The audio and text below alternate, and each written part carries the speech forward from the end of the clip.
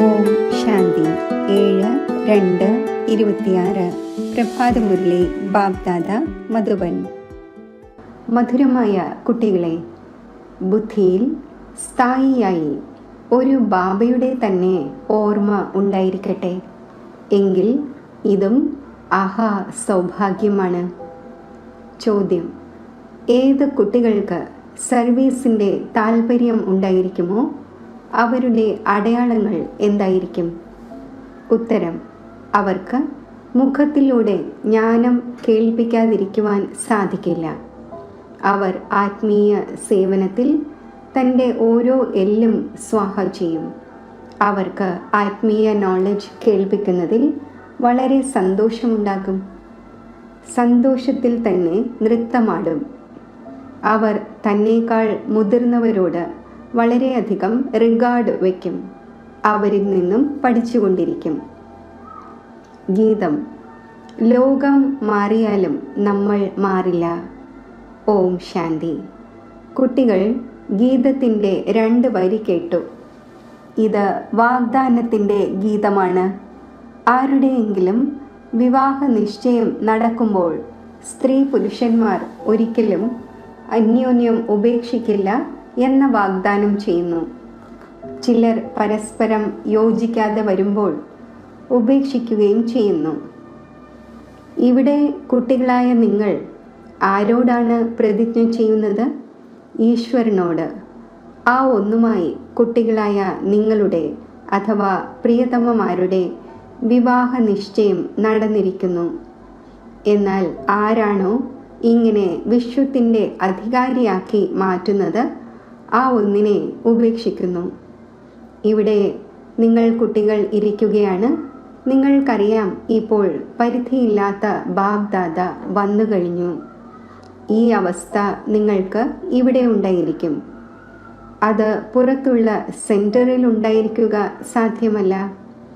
ഇവിടെ നിങ്ങൾ ബാബ്ദാദ വന്നതായി മനസ്സിലാക്കും. പുറത്ത് സെൻറ്ററിലാണെങ്കിൽ ബാബ ഉച്ചരിച്ച മുരളി വന്നു എന്നായിരിക്കും മനസ്സിലാക്കുക. ഇവിടെയും അവിടെയും തമ്മിൽ വളരെയധികം വ്യത്യാസമുണ്ട്.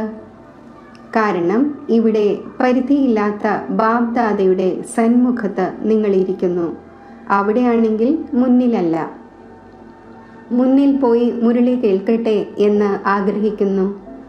ഇവിടെ കുട്ടികളുടെ ബുദ്ധിയിൽ വന്നു, ബാബ ഇതാ വന്നു കഴിഞ്ഞു. മറ്റ് സത്സംഗങ്ങളിൽ ഇന്ന സ്വാമി വരും എന്നവർ മനസ്സിലാക്കുന്നു. എന്നാൽ ഈ ചിന്ത എല്ലാവർക്കും ഏകരസമായി ഉണ്ടാകുന്നില്ല. പലരുടെയും ബുദ്ധിയോഗം മറ്റു ഭാഗത്തേക്ക് അലഞ്ഞുകൊണ്ടിരിക്കുന്നു. ചിലർക്ക് പതി ഓർമ്മ വരും, ചിലർക്ക് ബന്ധുക്കൾ ഓർമ്മ വരും. ബുദ്ധിയോഗം ഒരു ഗുരുവിൽ നിലനിൽക്കുന്നില്ല. സ്വാമിയുടെ ഓർമ്മയിലിരിക്കുന്ന വിരളം പേരെ ഉണ്ടാവുകയുള്ളൂ. ഇവിടെയും ഇങ്ങനെയാണ്. എല്ലാവരും ശിവ് ബാബയുടെ ഓർമ്മയിലിരിക്കുന്നു എന്നല്ല. ബുദ്ധി എവിടെയെങ്കിലുമൊക്കെ ഓടിക്കൊണ്ടിരിക്കുന്നു. ബന്ധുമിത്രാദികളും മറ്റും ഓർമ്മ വരും.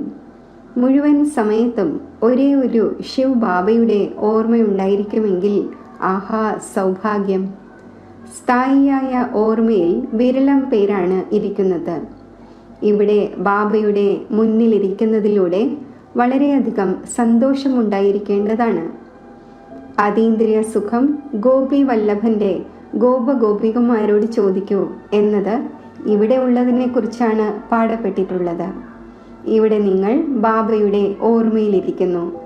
നമ്മൾ ഈശ്വരൻ്റെ മടിത്തട്ടിലാണ്, പിന്നീട് ദേവതാ മടിത്തട്ടിലാകും എന്നത് അറിയുന്നുണ്ട്. ചിലരുടെ ബുദ്ധിയിൽ സർവീസിൻ്റെ ചിന്തയും നടക്കുന്നു.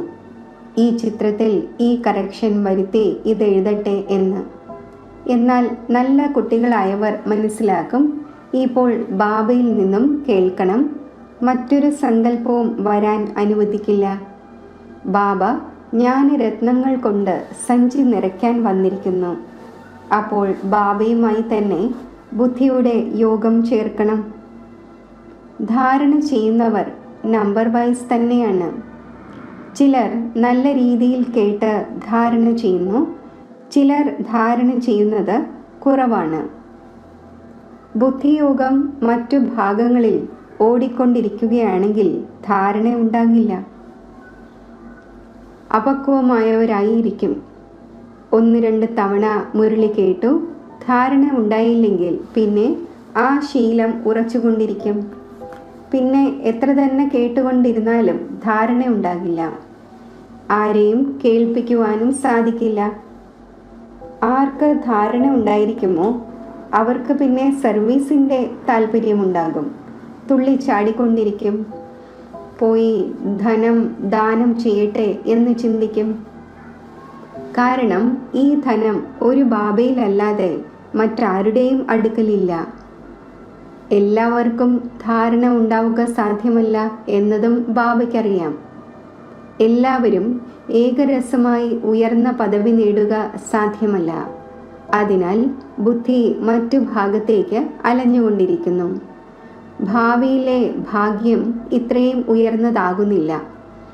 ചിലർ പിന്നെ സ്ഥൂല സർവീസിൽ തൻ്റെ ഓരോ എല്ലും നൽകുന്നു, സർവരെയും തൃപ്തമാക്കുന്നു. ആഹാരം പാകം ചെയ്യുകയും കഴിപ്പിക്കുകയും ചെയ്യുന്നു. ഇതും സബ്ജക്റ്റാണല്ലോ. ആർക്ക് സർവീസിൻ്റെ താല്പര്യം ഉണ്ടായിരിക്കുമോ അവർക്ക് മുഖത്തിലൂടെ പറഞ്ഞു കൊടുക്കാതിരിക്കാൻ സാധിക്കില്ല. പിന്നെ ബാബ നോക്കുകയും ചെയ്യുന്നു. ദേഹാഭിമാനം ഇല്ലല്ലോ. മുതിർന്നവരോട് ബഹുമാനം ഉണ്ടോ അതോ ഇല്ലേ? വലിയ മഹാരഥികളോട് ബഹുമാനം വയ്ക്കേണ്ടതുണ്ട്. പിന്നെ ചെറിയവരായ ചിലരും സമർത്ഥരാകുന്നു. അപ്പോൾ മുതിർന്നവർ അവരോട് ആദരവ് വയ്ക്കേണ്ടി വരുന്നു എന്നും വരാം. കാരണം അവരുടെ ബുദ്ധി ഗാലപ്പ് ചെയ്യുന്നു. സർവീസിൻ്റെ താല്പര്യം കണ്ട് ബാബ സന്തോഷിക്കുമല്ലോ. ഇവർ നല്ല രീതിയിൽ സർവീസ് ചെയ്യും. മുഴുവൻ ദിവസവും എക്സിബിഷനിൽ മനസ്സിലാക്കിച്ചു കൊടുക്കുന്നതിൻ്റെ പ്രാക്ടീസ് ചെയ്യണം. പ്രജകൾ ധാരാളം തയ്യാറാകുന്നുവല്ലോ. മറ്റൊരു ഉപായവുമില്ല. സൂര്യവംശി, ചന്ദ്രവംശി, രാജാവും റാണിയും പ്രജയും എല്ലാം ഇവിടെയാണ് തയ്യാറാകുന്നത്. എത്ര സർവീസ് ചെയ്യേണ്ടതാണ്? ഇപ്പോൾ നമ്മൾ ബ്രാഹ്മണരായിരിക്കുന്നു എന്നത് കുട്ടികളുടെ ബുദ്ധിയിലുണ്ട്. വീട്ടിലും കുടുംബത്തിലും ഇരിക്കുമ്പോൾ ഓരോരുത്തരുടെയും അവസ്ഥ അവരവരുടേതായിരിക്കുമല്ലോ. വീടും കുടുംബവും ഉപേക്ഷിക്കേണ്ടതില്ല. ബാബ പറയുന്നു, വീട്ടിലിരുന്നു കൊള്ളൂ. പക്ഷേ ബുദ്ധിയിൽ ഈ നിശ്ചയം വെക്കണം, പഴയ ലോകം സമാപ്തമായി കഴിഞ്ഞു. നമുക്ക് ഇപ്പോൾ ബാബയുമായാണ് കാര്യമുള്ളത്. കഴിഞ്ഞ കൽപ്പത്തിൽ ആരാണോ ജ്ഞാനം എടുത്തിരുന്നത് അവർ തന്നെ എടുക്കും എന്നതും അറിയുന്നുണ്ട്. സെക്കൻഡ് ബൈ സെക്കൻഡ് അതേപോലെ ആവർത്തിക്കപ്പെട്ടുകൊണ്ടിരിക്കുന്നു. ആത്മാവിൽ ജ്ഞാനം ഉണ്ടായിരിക്കുന്നല്ലോ. ബാബയുടെ അടുക്കലും ജ്ഞാനം ഉണ്ടായിരിക്കുന്നു. കുട്ടികളായ നിങ്ങൾക്കും ബാബയെ പോലെ ആകേണ്ടതുണ്ട്. പോയിന്റ്സ് ധാരണ ചെയ്യണം. എല്ലാ പോയിന്റും ഒരേ സമയം മനസ്സിലാക്കിച്ചു തരുന്നില്ല. വിനാശവും മുന്നിൽ നിൽക്കുന്നു. ഇത് അതേ വിനാശമാണ്. സത്യയുഗത്തിലും ത്രേതായിലും യുദ്ധമൊന്നും നടക്കുന്നില്ല. അത് പിന്നീട് എപ്പോഴാണോ വളരെയധികം ധർമ്മങ്ങൾ ഉണ്ടാകുന്നത്, സൈന്യവും മറ്റും വരുന്നത്, അപ്പോൾ യുദ്ധം ആരംഭിക്കുന്നു. ആദ്യം ആത്മാക്കൾ സദോ പ്രധാനത്തിൽ നിന്നും ഇറങ്ങി പിന്നെ സദോ രജോ തമോയുടെ സ്റ്റേജിലാകുന്നു. അപ്പോൾ ഇതും എല്ലാം ബുദ്ധിയിൽ വെക്കണം. എങ്ങനെയാണ് രാജധാനി സ്ഥാപിതമായിക്കൊണ്ടിരിക്കുന്നത്? ഇവിടെ ഇരിക്കുമ്പോൾ ബുദ്ധിയിൽ വെക്കണം, ശിവബാബ വന്ന് നമുക്ക് ഖജനാവ് നൽകുന്നു. അത് ബുദ്ധിയിൽ ധാരണ ചെയ്യണം. നല്ല നല്ല കുട്ടികൾ നോട്ട്സ് എഴുതുന്നു. എഴുതുന്നത് നല്ലതാണ്. ബുദ്ധിയിൽ അപ്പോൾ ടോപ്പിക്സ് വരും. ഇന്ന് ഇന്ന ടോപ്പിക്കിനെ കുറിച്ച് മനസ്സിലാക്കിക്കും എന്ന് ബാബ പറയുന്നു. ഞാൻ നിങ്ങൾക്ക് എത്ര ഖജനാവുകൾ നൽകിയിരുന്നു? സത്യയുഗത്തിലും ത്രേതായിലും നിങ്ങളുടെ അടുക്കൽ അളവറ്റ ധനമുണ്ടായിരുന്നു. പിന്നെ വാമമാർഗത്തിൽ പോകുന്നതിലൂടെ അത് കുറഞ്ഞുകൊണ്ടിരുന്നു. സന്തോഷവും കുറഞ്ഞുകൊണ്ടിരുന്നു. എന്തെങ്കിലുമൊക്കെ വികർമ്മം ഉണ്ടാകുവാൻ തുടങ്ങുന്നു. ഇറങ്ങി കലകൾ കുറഞ്ഞു പോകുന്നു. സതോ പ്രധാനം, സതോ രജോ തമയുടെ സ്റ്റേജസ് ഉണ്ടാകുന്നു. സതോയിൽ നിന്നും രജോയിലേക്ക് വരുന്നു. അപ്പോൾ ഒറ്റയടിക്ക് വരികയല്ല ചെയ്യുന്നത്, പതുക്കെ പതുക്കെ ഇറങ്ങുന്നു. തമോ പ്രധാനത്തിൽ പതുക്കെ പതുക്കെയാണ് പടികൾ ഇറങ്ങുന്നത്. കല കുറഞ്ഞുകൊണ്ടിരിക്കുന്നു, ദിനം പ്രതിദിനം കുറഞ്ഞുകൊണ്ടിരിക്കുന്നു. ഇപ്പോൾ ജമ്പ് ചെയ്യണം. തമോ പ്രധാനത്തിൽ നിന്നും സതോ പ്രധാനമാകണം. ഇതിനു വേണ്ടി സമയവും ആവശ്യമാണ്. കയറിയാൽ വൈകുണ്ഠ രസം നുണയാം എന്ന് പാടപ്പെട്ടിട്ടുമുണ്ട്.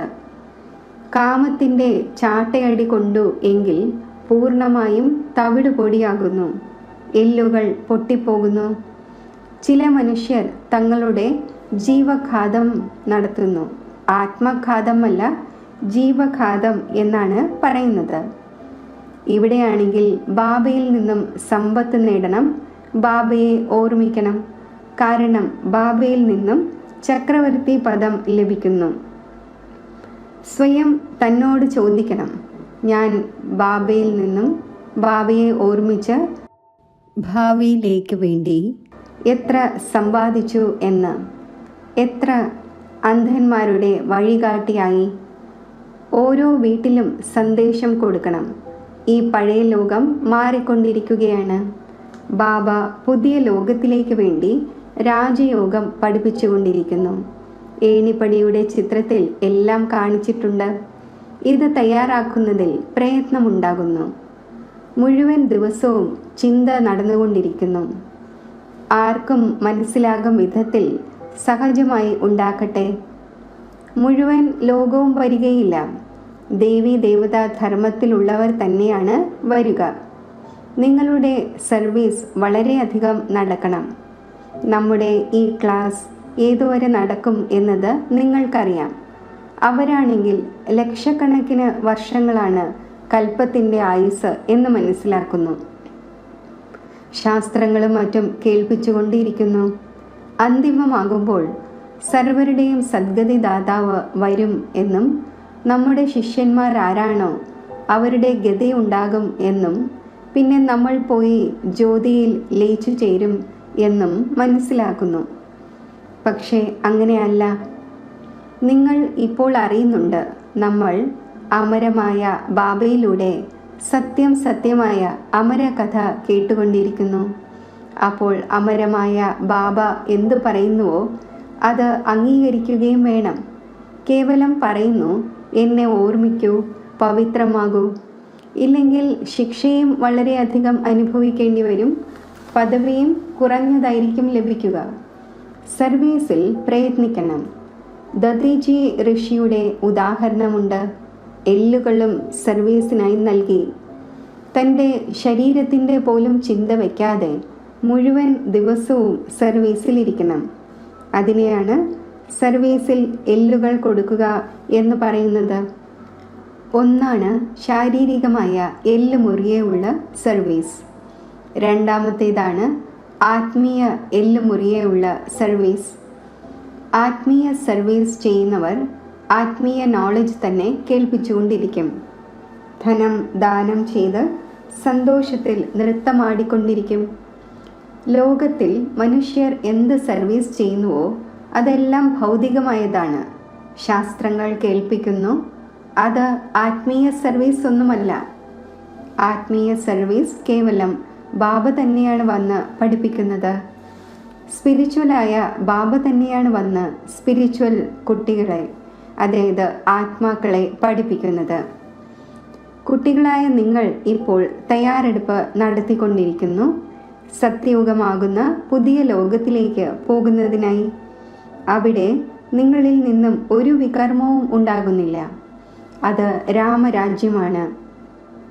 അവിടെ ഉണ്ടായിരിക്കുന്നത് തന്നെ കുറച്ചു പേരാണ്.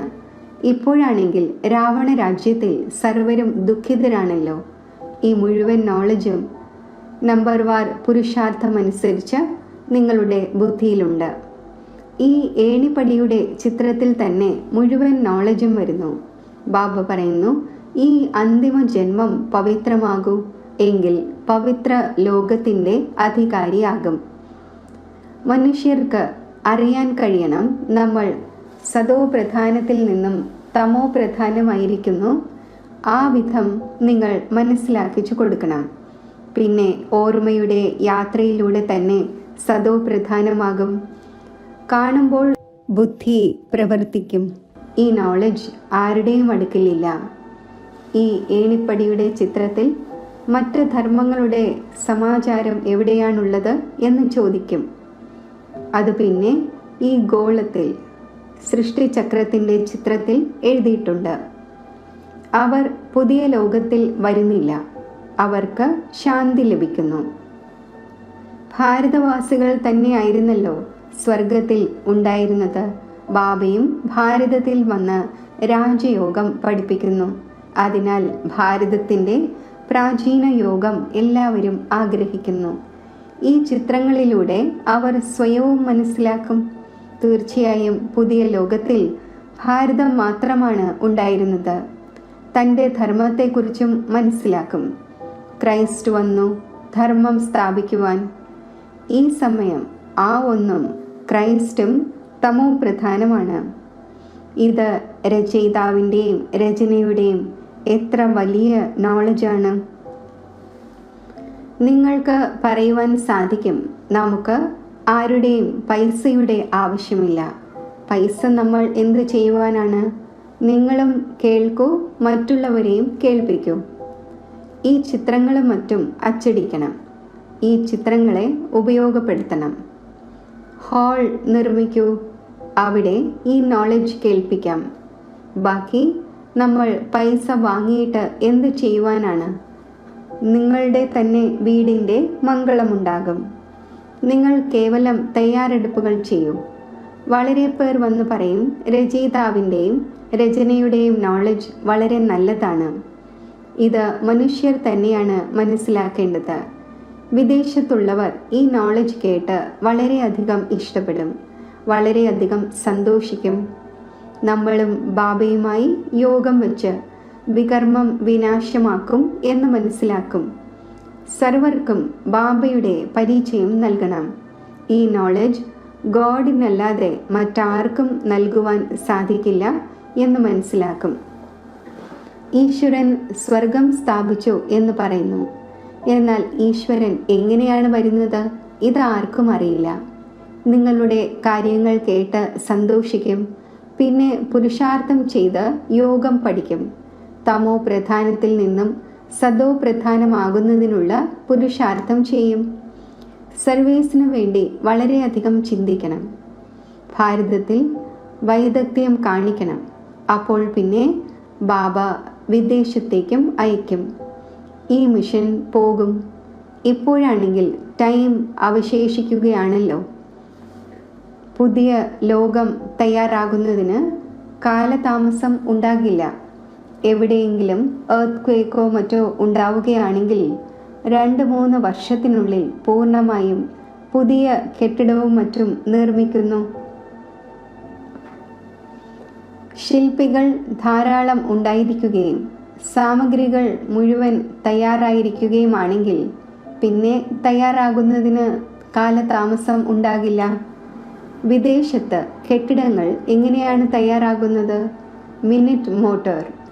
അപ്പോൾ സ്വർഗത്തിൽ എത്ര വേഗം തയ്യാറാകും?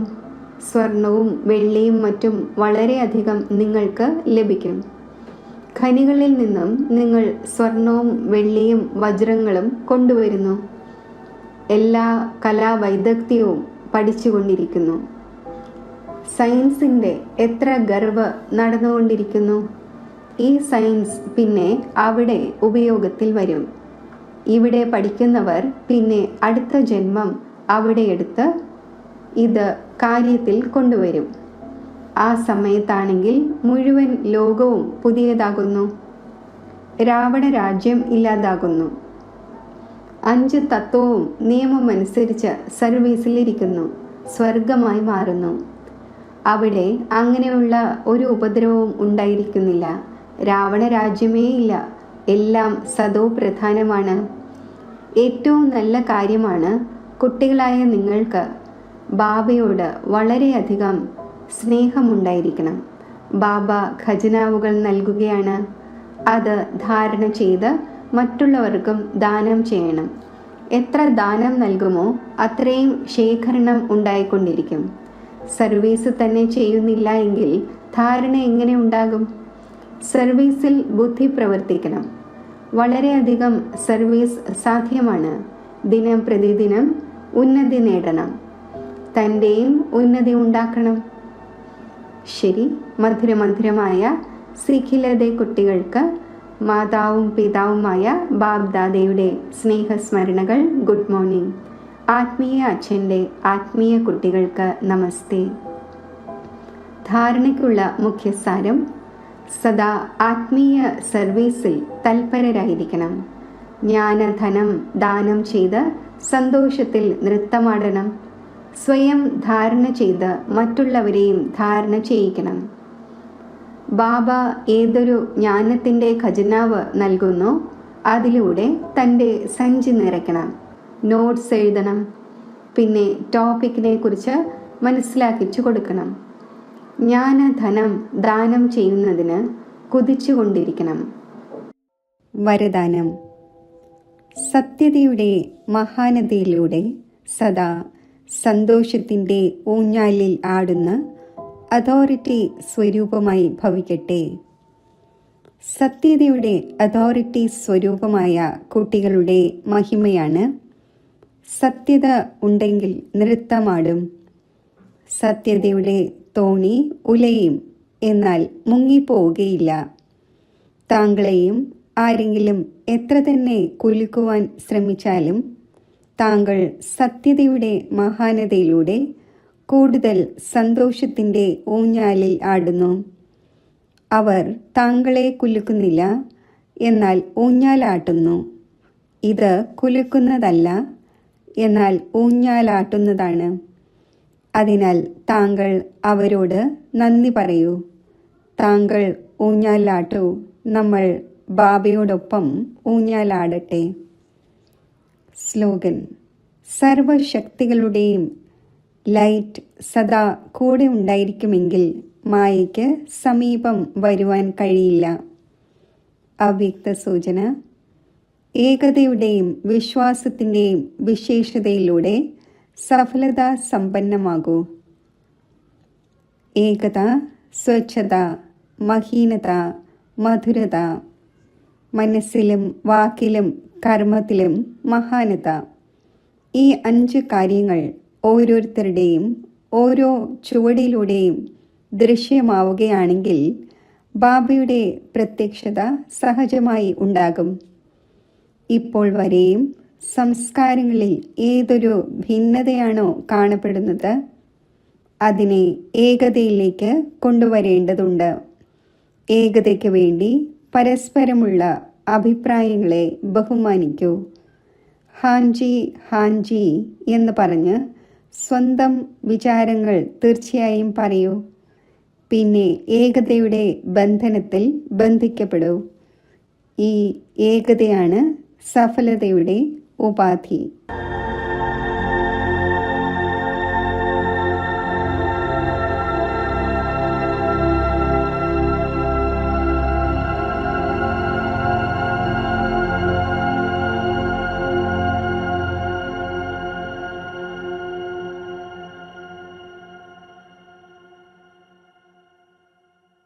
യോഗത്തിൻ്റെ അഭ്യാസം.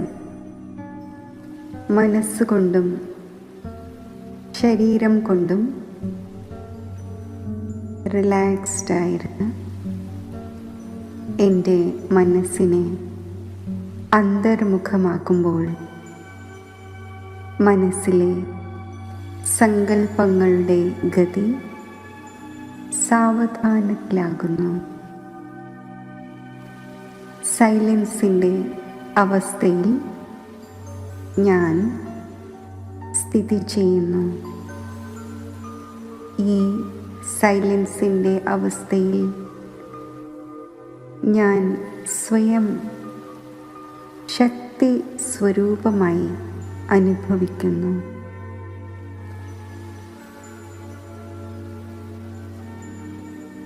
ശക്തി സ്വരൂപ ആത്മാവായ എന്നിൽ നിന്നും ശക്തിയുടെ തരംഗങ്ങൾ നാലു ഭാഗത്തും പ്രസരിക്കുന്നു.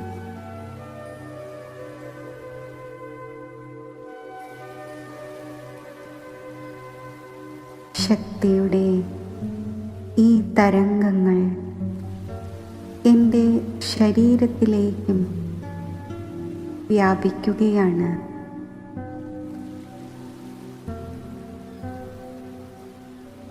ആത്മസ്ഥിതിയിലിരുന്നു കൊണ്ട് ഇപ്പോൾ ഞാൻ സർവശക്തിവാനായ ബാബയുടെ സമീപത്ത് എത്തിച്ചേരുകയാണ്. സർവശക്തിവാനിൽ മനസ്സ് ഏകാഗ്രമാക്കുമ്പോൾ ബാബയുടെ സമസ്ത ശക്തികളും വരദാനങ്ങളും എന്നിൽ നിറയുന്നു. ശക്തി സമ്പന്ന സ്ഥിതി ഞാൻ അനുഭവിക്കുന്നു. നിർഭയത്വത്തിൻ്റെ ശക്തിയും സമസ്യകളെ ഇല്ലാതാക്കുവാനുള്ള ശക്തിയും വിഘ്നങ്ങളെ അതിജീവിക്കാനുള്ള ശക്തിയും സഹനശക്തിയും എന്നിൽ ഉൾക്കൊള്ളപ്പെടുന്നു. ഈ ശക്തിശാലി സ്ഥിതിയിലൂടെ ഞാൻ ശക്തിയുടെ അവതാരമായി മാറുന്നു. ശിവശക്തി സ്വരൂപമായി ഈ ഈശ്വരീയ ശക്തികളെ ഞാൻ സമസ്ത വിശ്വത്തിലേക്കും വ്യാപിപ്പിക്കുകയാണ്. ഈ ഈശ്വരീയ ശക്തി പ്രകൃതിയിലെ തത്വങ്ങളെയും പ്രഭാവിതമാക്കുന്നു. അവയെയും ശാന്തമാക്കുന്നു.